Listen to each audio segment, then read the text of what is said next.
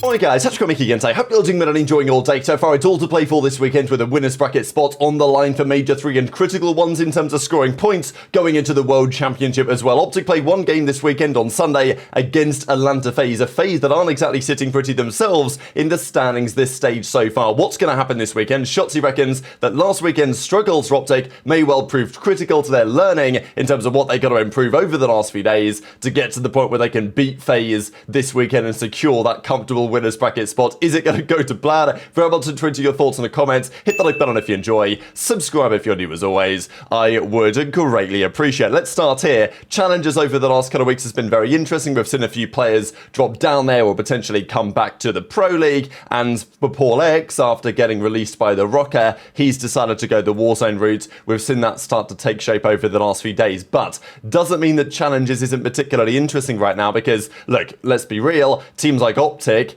if things continue to go poorly, they will need to think about what they're going to do in the future because let's say FaZe and Thieves end the season very strongly. I mean, obviously Falcons next year are a conversation too if they wanted to put some money down to get a serious player.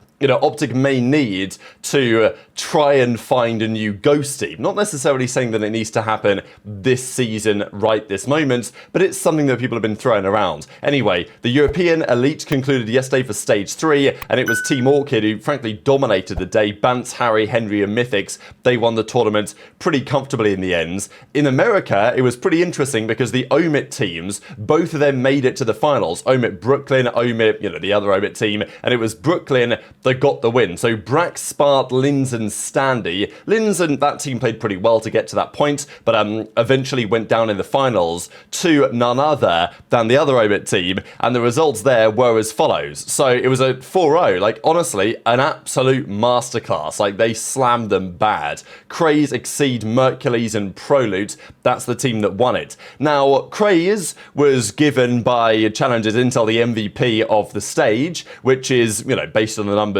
you can't really deny it, but in terms of finals KD and in finals performance, definitely there were lots of eyes on Mercules, right? And he's probably been the name over the last couple of months outside of Dylan Rex, who in that flex role has been one of the most promising players. He obviously, it's challenges, right? You move around a few teams, but ever since Mercules started to become a name that people were talking about, he's looked pretty impressive, and if Dylan Rex wasn't available for the Ravens and they still wanted to make the move, I wouldn't be surprised if Mercules was the man they got instead. So, it just raises some questions on if a Pro League team is going to make a change. We've talked about Cloud9, we've talked, of course, about OpTic as well, to some degree, if they feel like it might be necessary. Someone at least to keep in mind. We have seen a bit of drama as well. I mean, we got this in Vivid yesterday. Crony was like, look, is this any sort of intel going on here? But more than likely that is not the case, at least for now. I did want to share this before we continue, which, you guys may find rather entertaining.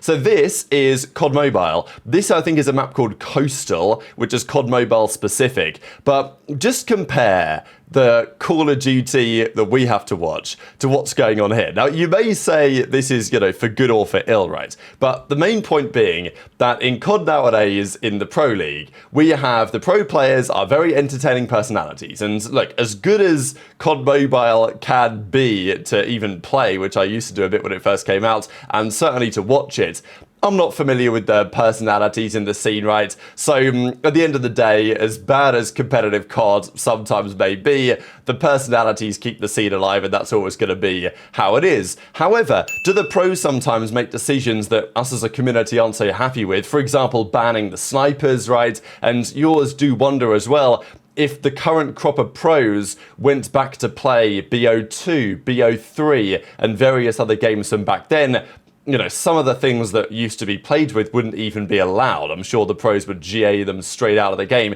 The snipers in this game, especially with no attachments, aren't even that strong, but the pros have decided that we're not going to be using them. But in COD Mobile, welcome the D13 Sector. Now, you guys might remember this gun. I think they added it to BO3, first of all, kind of late in the cycle.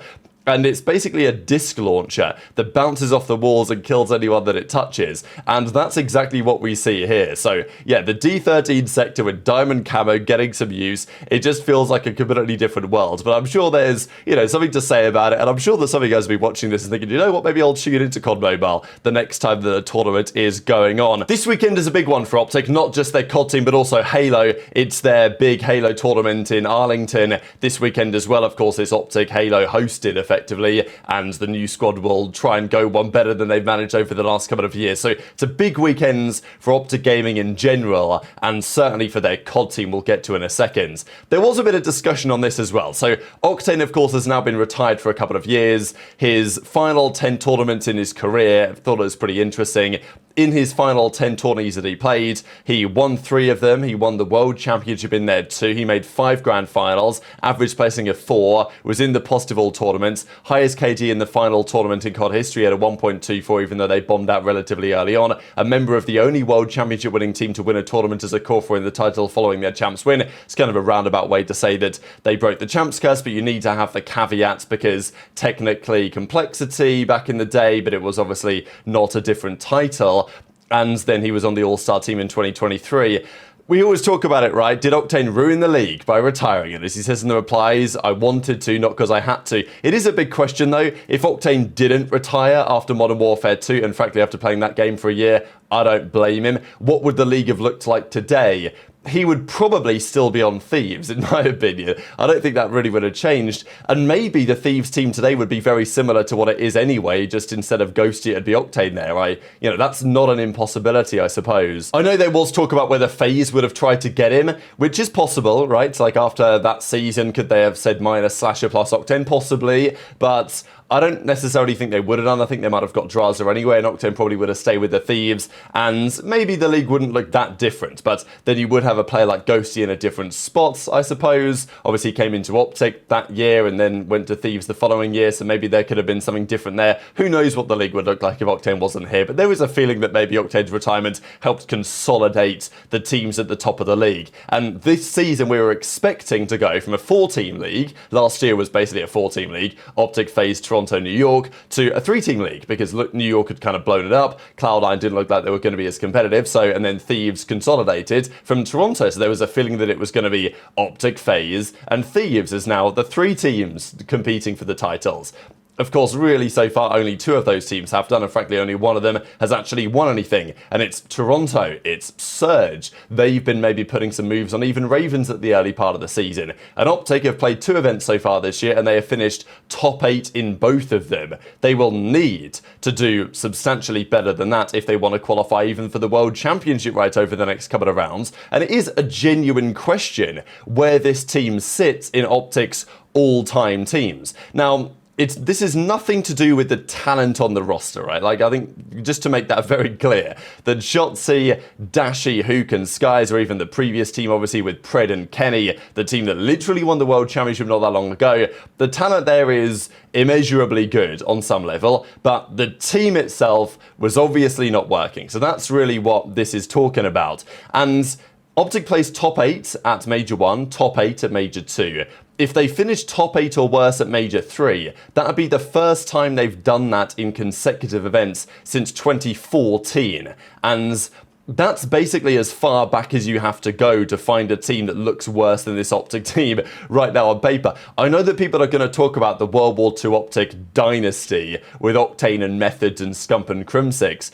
But honestly, if you go back and look at those matches they played, they weren't getting beaten like this OpTic team has done this season. That's my opinion. Obviously, the top 24 at Champs was a standout, and it's not like they were good when they turned up to land that team at all, but they did only lose 1 series at that Champs to come top 24. They just got unlucky with the group, I would say, because they got 3'd by the eventual world champions. But look, that's a story for another day.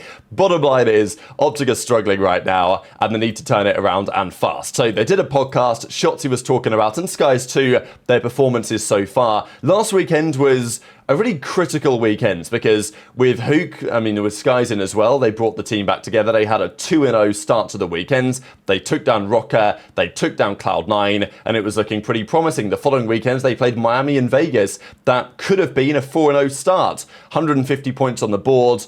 winners bracket for sure, no real pressure, OpTic looking good, because if you start in winners and you win one series, that's 30 points guaranteed. That's a sizable chunk of points, 30 points for top 6, and you get that with a single series win from winners, as Boston did last major. So super important for OpTic to have a good stage here, and it started very well, but last weekend's was a struggle, right? Miami looked real good, don't get me wrong, and they beat FaZe as well, incredibly impressive. And Falcons also seem to be moving in the right direction too with their new team, and clearly Falcons were bringing a different level of energy to that series than OpTic were. And Shotzzy says, look, we learned a lot from last weekend in terms of where we were suffering, the comms not being as strong, and that's been clearly a big focus point of the last few days to try and get OpTic back to where they want to be. After this day, we played the Falcons. You know, obviously this is the devastating loss. Fucking felt the worst, obviously. But yeah, kind of like what I'm saying. Like, these were good losses, in at least I think.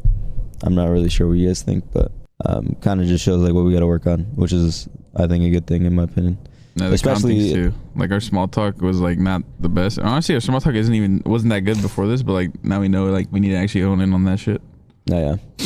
That and like, cause like the worst shit is like going to the major and then like all this happening at the major, you know? Yeah. I'm glad that like what is the word? Our mistakes are like happening now, I guess, so we can work on it going forward. But yeah, yeah, we lost 3-1 against these guys, and I think, I'm not really sure how the winner stuff works, but we played against FaZe our last match, and I'm pretty sure if we win, obviously we're in winners, but if we lose that, I have no idea. But the main goal is to win that series, and yeah, looking forward to major fucking 3 match. Now, some people were looking at this clip and saying that, for example, Huke or even Dashy they're just sitting there, going through it, probably zoned out, not especially keen on giving their commentary on the matter. So I don't know, what do you guys think about this? Because look, I don't think Shotzy's necessarily wrong when he says like they were good losses, we learned a lot from the losses. It's the classic Rambo Ray thing, winning is teaching, losing is learning, right? So I don't imagine he didn't make that up, but you know what I'm saying? That was his kind of motto that he used to go by back in the day. But at the same time, this is kind of just another version of like, trust the process, right? Because, we lost, but it's a good loss because of X.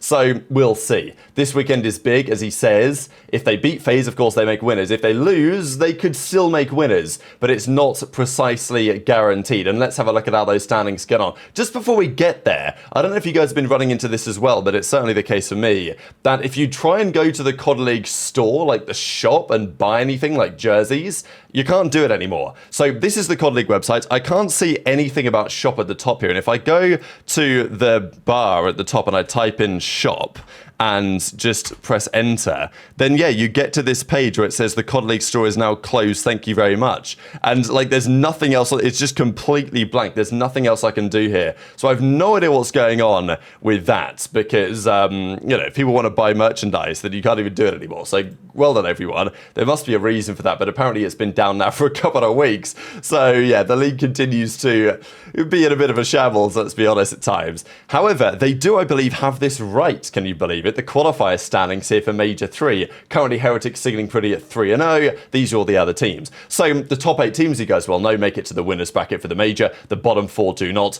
Gorillas are chalked, obviously. They're 2-9. There's no way they're going to make it. Every other team has a chance. Even Rocker, they're currently 11th, but just to win this weekend's, I think they play Miami, which is a really big game. But just a win would get them to 2-3 with a pretty good map count. I mean, they're 9-11 map counts here. So even just a win, let's say a 3-2 win, that would put them 12-13, and a 12-13 map counts at 2-3, that's probably going to be good enough, because like, let's say a 12-13 map count is probably, well, it would be better than OpTic's if they were to lose, because if OpTic lose, they go 10-11, and 10 games won out of 21 is a worse percentage than 12 games won out of 25. Now OpTic would hold the head-to-head against Rocker, but if it's like a multiple way tiebreaker at 2-3, then there are other factors that have to come into play. So it could get pretty complicated here. The point is, OpTic need to win, right? If they get 3-2, no issues, they'll make it to the winners bracket. But so do FaZe, really, because FaZe have 2 games this weekend. One of them is against Falcons. That's their first game they play tomorrow. And then they play OpTic, right? So you know, FaZe need to, like, if FaZe were to lose to Falcons, which is pretty difficult to imagine, but if they were, then it would be an absolute must-win against OpTic. Presumably, they might even have to 3-0 OpTic to make it to the winners bracket in that scenario. So it's absolutely all to play for at this point. I mean, even a team like, you know, Toronto, they're only 2-1, but with a 6-7 map counts because of the Boston loss, the 3-0 forfeit series. So they could be in a fascinating spot as well. Bottom line is, these are the games on the weekends, and critical ones at that. We'll dive into the rest of the games for the rest of the weekend. Of course, FaZe OpTic is coming up on the Sunday. Today is as follows. So Toronto play Heretics. As I say, pretty big series here, right? Because this could secure Heretics near enough as the #1 seed. But if Ultra win, and, you know, like, I'm high on the Heretics train, but I think that Toronto are still probably the better team. But we'll see. Maybe I'll be proven wrong this evening. But Toronto have been firing at all cylinders so far this stage. But, you know, both of these teams can be pretty inconsistent. That's a fascinating series. If Toronto were to lose, again, it puts the conversation really right there, although they should have no issues with Gentlemates. Probably they're making winners regardless. Boston Cloud9 is huge. I mean, again, Boston have a series. Finally, Boston have a bit of a run of series here that are more winnable. But again, it's a huge series to win because you look at the championship standings, both of these teams are fighting for their lives, really. So, you know, C9 had a good result last weekend, but Boston, I think, are the better team. But I think this could be a close one. And then the last series, we probably don't need to say too much on, certainly not online. But very much enjoyed your thoughts in the comments. Hit the like button if you enjoyed. Subscribe if you're new. Take care. And I'll see you next time.